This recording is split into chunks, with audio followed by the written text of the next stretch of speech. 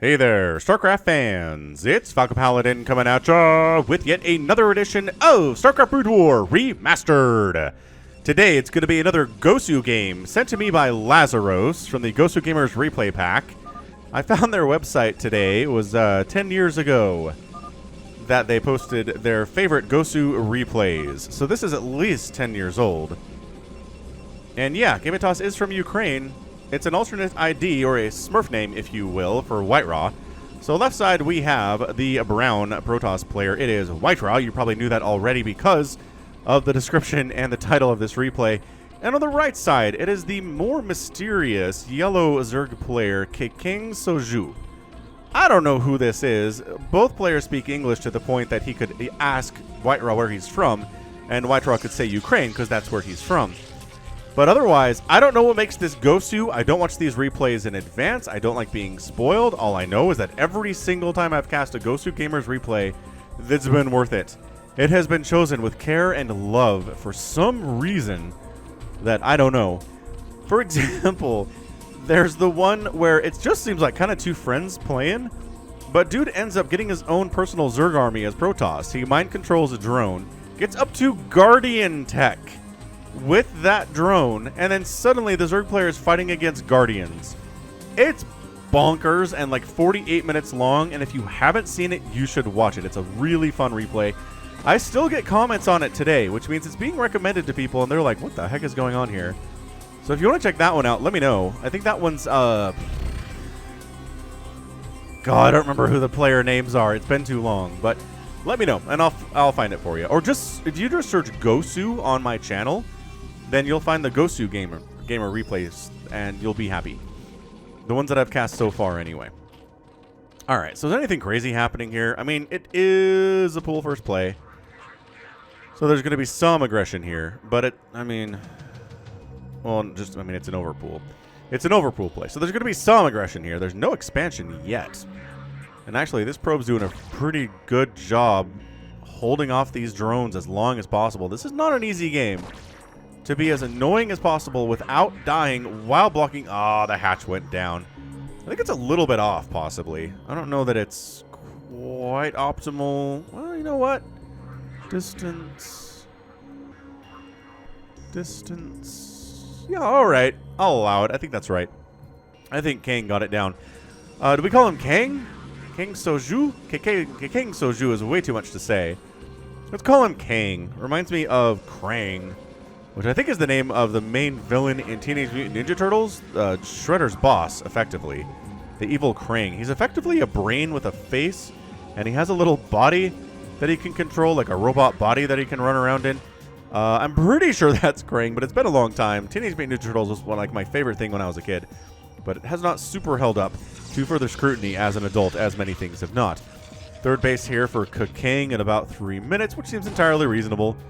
He is, has he scout? Oh, he does have an overlord. He's got an overlord over here, so he knows what's up to some extent. Third base is pretty safe to do here on Heartbreak Ridge. Is he really long, like super long distance mining that back door down?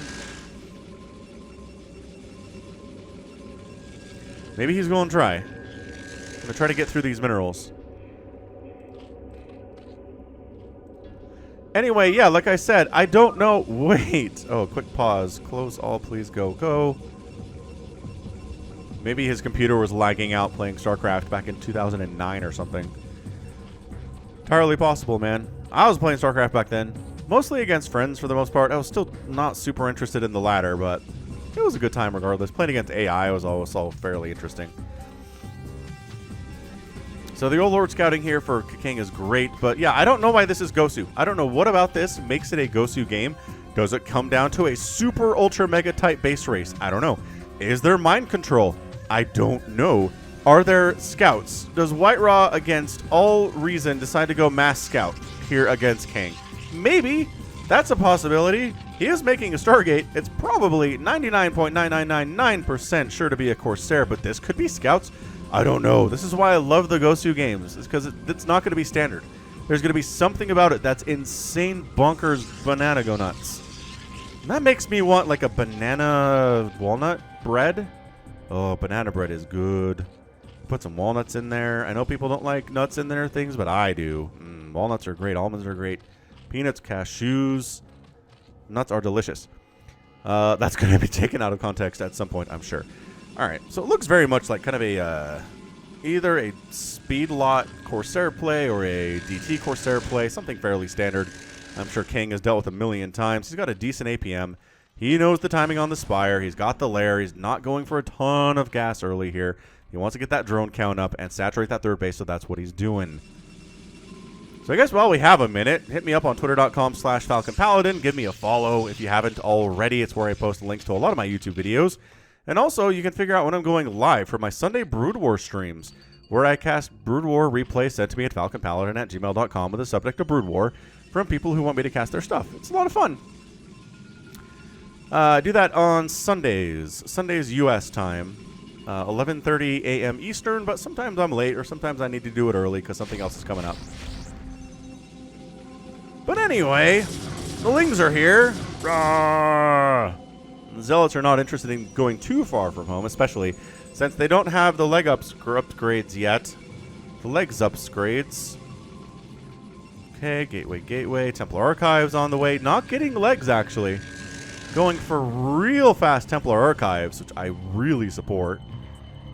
Double creep in the... Man, he's really worried about the Zealots coming across here trying to kill his third. He's going to go double creep here. One of them needs to be a Spore. Does he have an Evolution Chamber? No. He does not. So Corsair is going to get another kill. Or maybe Kill Stealer here is going to get another kill. The first kill, does. Kill stolen. Boo. DTs, man. It is DT production here out of Special Tactics White Raw. Now, the sad thing about White Raw, who I love, by the way, it is a really great Ukrainian StarCraft player, is that for the 10th anniversary of StarCraft 2, they gave everybody the White Raw voice pack, the replay announcer. And some people, honestly, I heard this. Who's this White Raw guy? And I about keeled over and died. I gave people a stern lecture about not understanding the history of StarCraft and how great White Raw is. White Raw is a StarCraft 2 player, too. It's not like he's a Brood War player that never did anything in StarCraft. So frustrating. Anyway, there is an Evolution Chamber. Okay, so some of these, we can start making spores if we're into it. Which, I don't think we're into it. So this might go just all sorts of bad for Kang at this stage. Storm is being researched, though. Okay. So the Scourge are like, hey, giant army. Sweet. We got two Sunkens. We got an Overlord. Those Hydras popped like just darn in the nick of time. It is insane the excellent timing with which those Hydras popped for Kang. That could not have gone any better for the Zerg player. He's got 41 drones.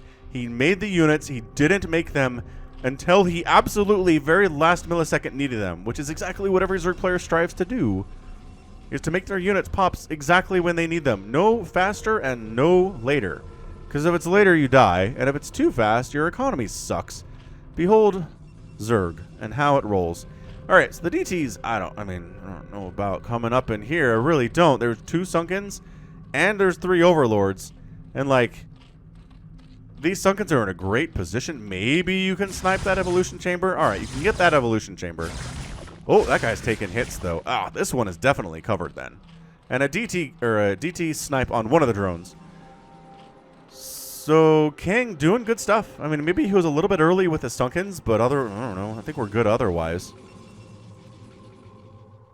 What makes this Gosu? I thought this might be a game where, like, DTs wipe out all of Kang's bases, but then he counterattacks and is able to kill all this stuff, and then suddenly it's a super low econ base race, and then suddenly nobody has anything, and then for the next 20 minutes it's just chaos as people are trying to get bases up, but they can't. That'd be pretty fun. That was Cool versus Rudy. If you didn't watch that game, whoa. I'm pretty sure that was a Gosu Gamers replay. Tons and tons of fun. Not to spoil it too much, but it is a lot of very low econ StarCraft, which is not something you see a lot on this channel or really ever. Very well worth the watch for sure. Hope you enjoyed that one if you watched it. If you haven't watched it, check it out. Look at me, fount of veritable knowledge here today. So, Scourge down, army supply 103 to 84 in favor of the Protoss. This is a good timing. Oh, hang on. Scourge, though. Oh, ow, ow. All right, I think one of the Corsairs went down. But all of the Scourge died. That was not a good trade for the Zerg player. King has a 12 o'clock. If you know who this KKangSOJu player is, let me know. I'll update the title, but I don't know who it is. I searched him on Wikipedia. I searched him on Google. Nobody has any idea what this is right now, but he's holding strong with White Raw, which is not shabby. Gonna give it a not shabby tag here. It looks like King is gonna be allowed to get his 4th base up, which is nice, as White Raw is more interested in establishing his 3rd base and defending it than doing any kind of harassment up this way, with the exception of one DT, which does manage to escape, only because the Hydras did not chase, and neither did the Overlord. I assume he's got speed for Overlords. Like, at this stage of the game, yeah, speed's done. When you're dealing with DTs and you don't have speed, it's painful. It's really painful. Speed makes everything a lot better. Queen's Nest on the way from the Zerg player, not going for a super fast hive, but instead for the 4th base, which I think is a fine idea. I don't know that you necessarily need Dark Swarm here or Plague, but getting there eventually, absolutely. Actually going for Metabolic Boost at 11 minutes. Really cut that out of his build too. It is finally going for it. I'm not sure if he forgot or he was just planning on using Hydras anyway for the most part, and I think that's going to work out for him. So vision here is honestly pretty fantastic out of Kang. He's got yellow vision all over the map. I mean, he hasn't scouted into exactly what White Raw is doing, but I don't know that he needs to necessarily. It's pretty much a very, very common composition of Dragoons, Zealots, and High Templar. I'm not sure there's anything that King would do differently if he knew exactly what was happening here. You know what I mean? King might actually just go for a 5th at the top left. It's a little bit risky, but he is holding this ramp up to that area pretty effectively. And I haven't seen any shuttles out for White Raw, so being able to drop up here and kill this is not super viable at the moment. So I like it. I like what King is up to. White Raw finally decides to move on out as King is catching up in supply at the 12-minute mark, as all good Zerg players will do in this matchup. And against Terrans, they'll start to, you know, do a little bit better over time in about 12-13 minutes. If they're in a good spot and they're doing well and they're a good player, they will have more supply than the Protoss around now. Of course, there are going to be some engagements that'll mess up all of the numbers here, as both players are losing units. And there are just a bunch of lurkers on this high ground. Lings coming from the south, trying to jump on the high Dragoon count. Maybe trying to snap off a couple of these High Templar, too. That guy does not have energy. Is he going to escape? It looks like, yes, a lot of the High Templar are going to get out of here. And a parting storm, even, out of White Raw. That High Templar, what? He took some hits. He's fine. He's going to keep ticking here. And White Raw, I think, held on to every one of the High Templar he had in that engagement. That's pretty good, because they're slow, and they're higher priority targets for Zerg players. So for that thing to not die is actually pretty fantastic out of the Ukrainian Protoss. Lurkers stabbing away. Not doing a whole ton of damage, but it's still annoying anyway. Yeah, you just storm them. Send DTs up to swipe at him if you're into that kind of a thing. Archon merging right at the front door here. More High Templar. Going for leg enhancements now. Continued air upgrade weapons. The Ling's going for it. This is a bit of a desperation scenario. I don't agree with this from King at all. If he had timed it so these Lings also came over at the same time. Oh, there's just so much storm. And that's what happens when you don't kill the High Templar the first time you engage with the Protoss army. And they're able to regen and go for round 2 and round 3 of storm. It's really bad for you. So King, let it be said, is down 131 to 109 total supply. He's probably going to lose this 12 o'clock base. And maybe, honestly, even the top left. Although, I don't know, more Lings coming in all the time. The storm can't be endless, although it sure feels like it right now if you are the Zerg player King. But he is just flooding right now on 58 workers, producing as many Lings at a time as he can. He's floating a bunch of cash, which is not ideal. It's really just a larva problem for him right now. Does he have any macro hatches? I don't know. But White Raw hangs out here anyway and is going to push into that top left-hand corner, as previously mentioned, and try to kill these drones, and should be able to get a lot of them. Maybe even all of them here. Oh, never mind. A couple links pop out. The Zerglings do show up. And another friggin' storm. That's a 14 kill High Templar. He might actually allow... Oh, hang on. No, he's going to die. 14 kills. You served ire proudly. Brave High Templar. Way to go. In the meantime, Whiterun is expanding to the 6 o'clock base. Creep colony coming up at the top left, and you know what? He held on to both of these bases. I'm impressed. I'm impressed Kang managed to do this. I was like, I mean, there's a huge, scary Protoss army here with all of the storm in the known universe, and he held on to both of his hatches. That's massive for him. Free High Templar. Bad. Bad deal. This endless Zerglings here out of Kang today. They've got 1-1, and they've got adrenal glands, but it's like they're doing way more damage than they should be able to do. Part of it here is that Whiterun is committing to so many Dragoons that it's an issue. That said, High Templar with 7 total kills. Dragoons doing all right there, too. But guess what we're doing? More Zerglings. Is this the Falcon Smurf name? This is how I play Zerg, man. All of the Zerglings in the known universe, an Ultralisk Cavern coming up behind it. In fairness, it's a viable strategy. We've seen it win in this very matchup on this very map recently on the channel. So, I mean, I'm not kicking it. It's just, it reminds me of me when I play StarCraft is all. Is this going to turn into like a game where the map mines out is what I'm curious about here. Is that what it is? I would almost say does Whiterun go into carriers, but we've seen some carriers EVPs on the channel recently too, so it's not like that's super weird. For a long time I thought it was, and then for whatever reason I just started casting replays on Outsider, ZVPs, and like carriers are kind of the way to go on Outsider on that map. For good reason, there's a lot of places carriers can retreat to if they're in trouble. It's really hard for Hydras to chase on that map. And if you try to go Mutalisks or something, just... you have a huge Corsair count and you're fine. No Dark Swarm at all today. I have not seen a single Dark Swarm cast, which would have been so good over here. Right, it comes with this number of lings, but a single Dark Swarm and that base is in trouble. But as it stands, Whiterun is just happily defending like the total boss that he is. I don't know what makes this Gosu yet. I really don't. Really seems like everybody's been allowed to take as many bases as they want. Nobody's lost a base yet. There have been some drone deaths, but everyone's pretty happy economically at the moment, I have to imagine. 63 workers for the Zerg player. And there's not even a base over here to kill. So you're going to wipe out some Zerglings, but that's not a base death. And technically, this is Whiterun's base anyway, if you split the map down the middle. Now, the problem for Zerg is, if you're on equal base count against Protoss, you're going to have a bad time. Alright, so King just made 8 Ultralisks. So...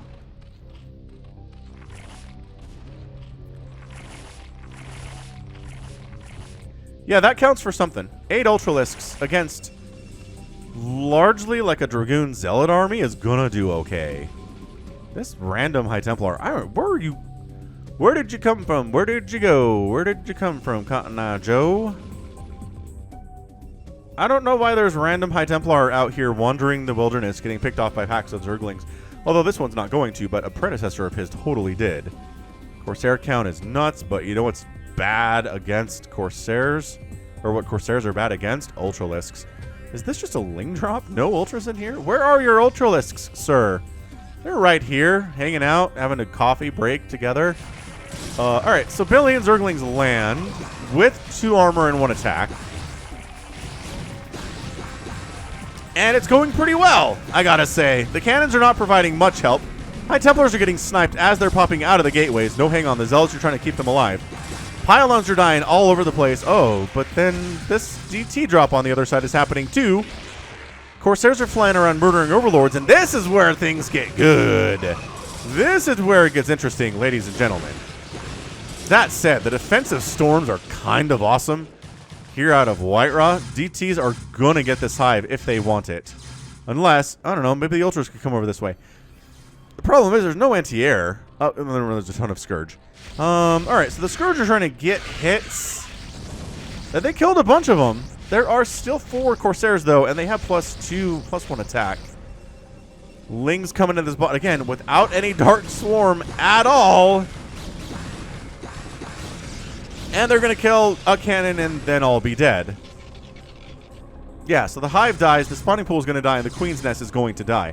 If Kang is any good, he is replacing his tech elsewhere, but he's not doing that. So I worry about his future. These Lings are just running to their deaths.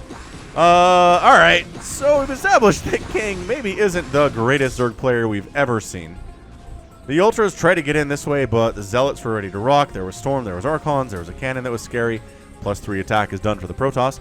The Ultras are at +1 attack and +5 armor with that +1. DTs versus Ultras is actually not super duper fair.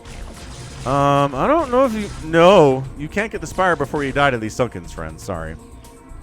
Not happening. Alright, so to recap in the last couple of minutes here, Kang lost his entire main base. White Raw hasn't lost a base yet. He did get Ling dropped, which kind of sucked. He lost some probes. Maybe a couple High Templar died. A couple cannons went down.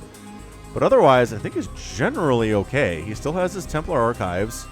He's got an observatory. He can make anything he wants at this point. I don't think he lost any important tech at all. 159 to 170 total supply here. Very, very close. Kang actually has a supply lead at this moment. And he understands the power of drops, too, so that gives me hope. But boy, this guy does not believe in defilers at all. So I'm going to try to... Dropping this base, I think it'd be pretty effective. There's really no army anywhere in the zip code to defend it. And there's not enough cannons here to kill the DTs, and the Ultralisks, and there are no DTs to speak of.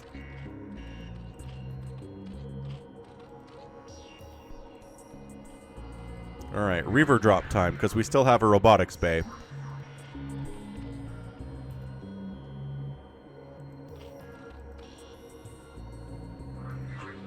Kang is ramping up for a big attack at the front door, but guess what? There's Archons and Zealots down here. You're not getting through this. We've seen Zerg players screw this up in the past. Reaver drop top left, and just trying to choke yourself into a situation like this? No, at least he's smart enough to just bail at the time. Nice Scourge hits. Doing all right, but this top left base is in trouble. All right. However, there's not as much defense down here at the 6 o'clock base for White Raw. And as a result, the Ultra Pathing is bad as per usual. There is a DT in the mix trying to help out. But there's a lot of Zerg here, man. Storm's getting tossed down. Pretty well placed. An Overlord does show up, and the DT is not doing as much as they would want to. But yeah, the Reaver's having a pretty grand old time over here. Lings keep popping out one by one. Getting some damage off, and then getting obliterated by Scarabs. Nexus down. Okay, first base to actually die today is the 6 o'clock from White Raw. Fair enough, I guess. All's well for the Zerg player. He needs to handle these Reavers because I think he's going to lose his hatch for the first base loss. Okay, never mind. The main base... The main base for King did go down. It's just such a weird outcome. You don't expect it, man. Okay, one Reaver goes down and one gets picked up and it's going to escape from this location. My gosh, making this a Spore would be so cool.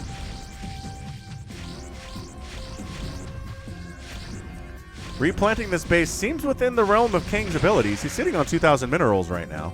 Scourge catching the shuttle. The jukes are pretty real. Oh my gosh. Almost saved it. Almost saved it. Overlord's messing with something. The vision of the caster, I guess. Scourge, get it. Get the Corsair. I guess they're just rallied down this way. All right, that's totally fine. Top left space is getting replanted here by King. He just has idle drones hanging out because why not at the stage. Bottom right-hand corner belongs to White Raw as it has for a while now. And it's 151 to 154 total supply.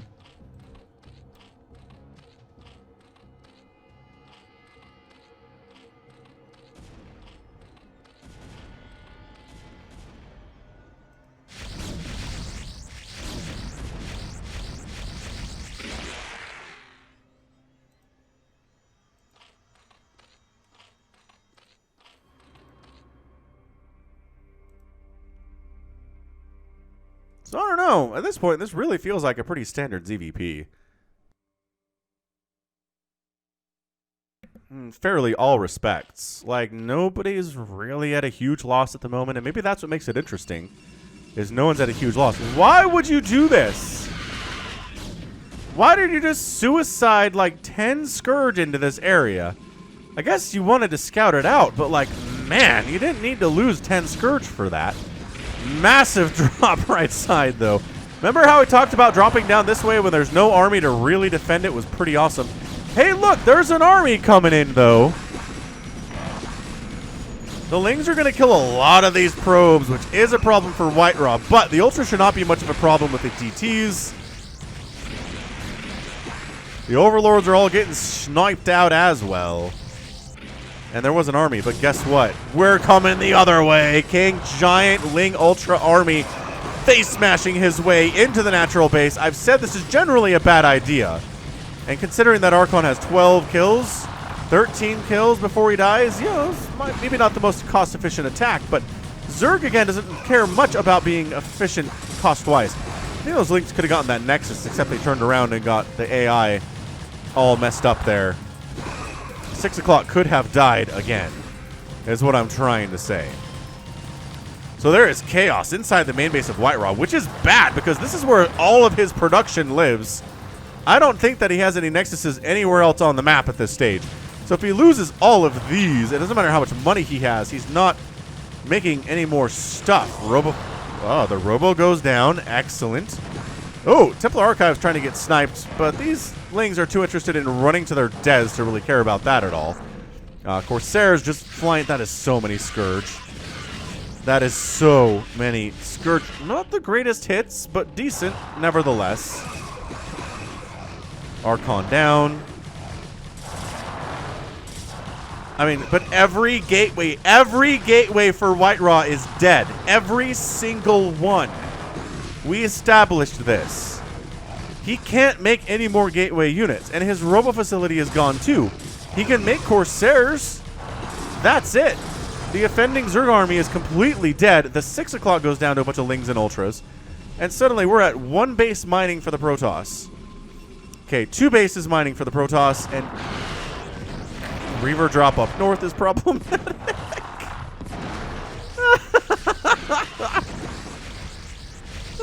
Let's try to count how many bases Kang had, and then a Reaver drop. Oh, League Ultra bottom right, though. All right, this is getting crazy.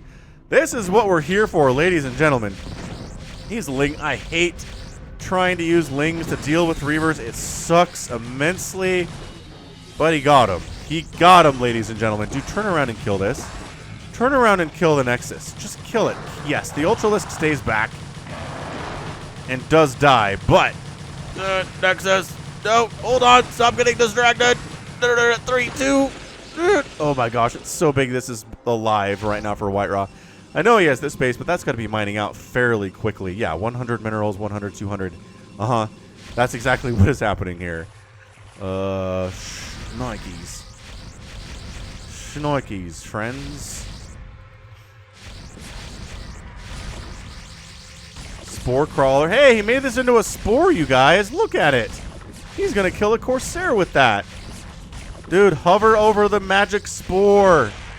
Hover over the spore. It'll save your lives. Oh, so many Overlords dead, though. The problem is that King's down around 63 supply, so he's not even being supply blocked by all this. It's a minor annoyance, but not like end-of-the-world style stuff here. He's even stacking his Overlords. Okay, look, man, if you're going to turn away from Corsairs, run fast and far.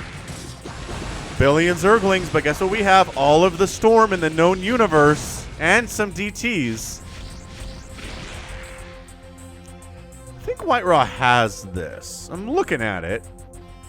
The income is abysmal for the Zerg. He's got 1 base mining and no gas income outside of the poor expired Vespine geysers here. That return 2 per trip. Oh my gosh, that Reavers, man. Reavers are the answer to the universe if your opponent's making a lot of Zerglings, as Kang has been. Because he doesn't have any gas. He's sitting on 40 gas, and he's getting 2 return. Yeah, 2 per trip on that extractor right now. Ling's doing a very weird flank attack, one that I don't think White Roar was ready for, but the Storm is nevertheless ready to go.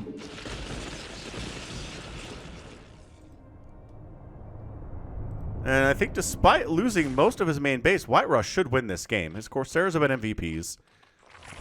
He's just had the bigger, beefier, better units here today, which is generally how Protoss rolls. The bottom right base did not die and is an important source of income right now for White Roar because, again, the third base is done for minerals. By that I mean there's 76 left, which is virtually and effectively done. Is he trying to link drop down here? He's trying to link drop down here, but be warned, there's a DT and a High Templar and 3 cannons with 2 more on the way. Oh, hang on, there's more stuff. Please hold. Lurkers and links. All right. I give this about a 4% chance of killing this base. Especially if the storm happens right here. And it does. All right. Good dodge. Not a bad dodge at all. Lurkers do get... Oh, jeez. The lurkers die. The lings... Yeah, okay. Fair enough. Doesn't happen for him. That ported cannons at 27 total energy or health right there. Okay, so it's 86 to 44 total supply. It's been a really scrappy game. Honestly, this might be the first Gosu game that I'm kind of disappointed in as not really being obviously why it's Gosu. There's been no weird unit usage. It's been very typical compositions. Sure, the Zerg player loses his main, and sure, White Roar loses most of his main. But at this point, I am not seeing it. I guess the Zerg player's retaking the top left. This could get interesting, I guess. We're not done yet, is what I'm trying to say here. Again, the DTs and the Storm are just worth their weight in gold. If this was just a couple Archons, not as good. I don't know about burrowing in here, man. There's an observer coming. And you're going to die. Yep, see how that one's dead, and see how this one's dead, and see how this one is also dead. Yeah, King, I don't know if he's good enough a player to really justify the Ghost of Gamer tag, which again is not fair, because I've cast games between players that are not super pro, and they got the Ghost of Gamer tag, and I agreed with it, just because it was a really close game. This is not that. There's never been a point where I've felt like, King has this one, where he has a really good chance of winning, you know? Alright, I'm going to stop complaining. Corsairs try to find things to murder. Top left base does exist for King, which is really nice. Nobody's really tried to take the center base at all today, which usually means nobody's confident enough or desperate enough to try to take it. Which makes sense. I mean, it's been pretty scrappy that way. This idle worker should at least try to get gas, I guess. Also, gas would be huge for King. Taking an extractor there would be amazing. DTs are coming up. That's so many DTs. Lurkers, save the base. Oh, no. Got sniped. Drones fighting against Dark Templar while this Sunken mutates in. I mean, the hatch is done. The only question is if the Sunken is done as well. So many dead drones here. 9 drones. Ling's trying to stall as long as they can.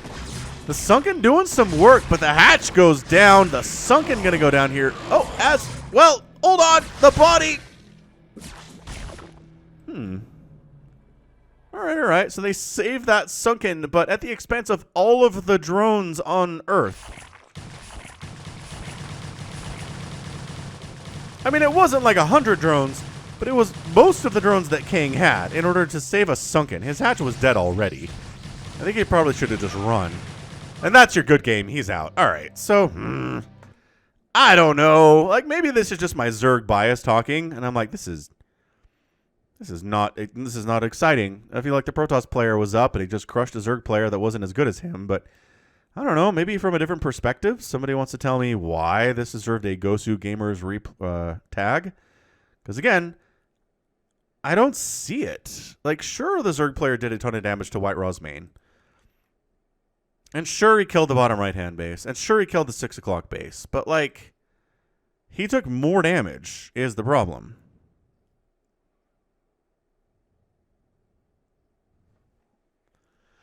Anyway. Anywho. It was a match. I'm honestly disappointed. I'd like to be proven wrong. I would. Because on its face, this is White Raw having a kind of close game against someone who maybe shouldn't have had a close game against him. I'm going to read the synopsis on GoSuGamers.net and see what they said about it. Anyway, maybe I'll do that now. Okay, hang on. I'll be right back. We'll talk about it. Alright, so Marius of GoSuGamers.net wrote 10 years ago, a pretty standard open game turned into an awesome match with a lot of action on both players, including drops, ridge breaks, expansion, sniping, and much more. If the Zerg had been more focusing on the attacks, it could have taken a lot more Nexi or Nexuses, which would have made a huge difference. Maybe some Defiler usage would have turned around a lot of the fights, especially the third base of the Protoss could have been taken out several times with some Dark Swarm. And then he says, my rating, this game is awesome and very entertaining for me, but not that easy to impress me, and that, I think this is English as a second language. I only gave a game a 10 out of 10 only a couple times so far, but this game definitely deserves a 9, as it impressed me a lot. And with a little better decision-making and unit control from both players, this could have been an even more exciting game. I don't see how you gave that a 9, but whatevs? Whatever, I guess. End of the day, I mean, the score's pretty close. 246,000 points to 240,000 points is a thing. Zerg almost produced 1,000 units, which is exciting. When what happens, you get a lot of lings. And then the resources is pretty even, too. But again, this is just White Raw, kind of struggling a little bit too much against a no-name. And, nope. Don't buy it. All right. Well, that's going to be it for me today. Let me know in the comments what you thought. Maybe we can fight about it. So this has been Falcon Paladin coming at you with yet another edition of StarCraft Brood War Remastered. Go ahead, hit that like button, hit that subscribe if you like what you saw and what you heard today. You can also catch me on Twitter, Facebook, Patreon, and Twitch, all at /Falcon Paladin. And until next time, as always, thank you so much for watching, and you take care of yourself.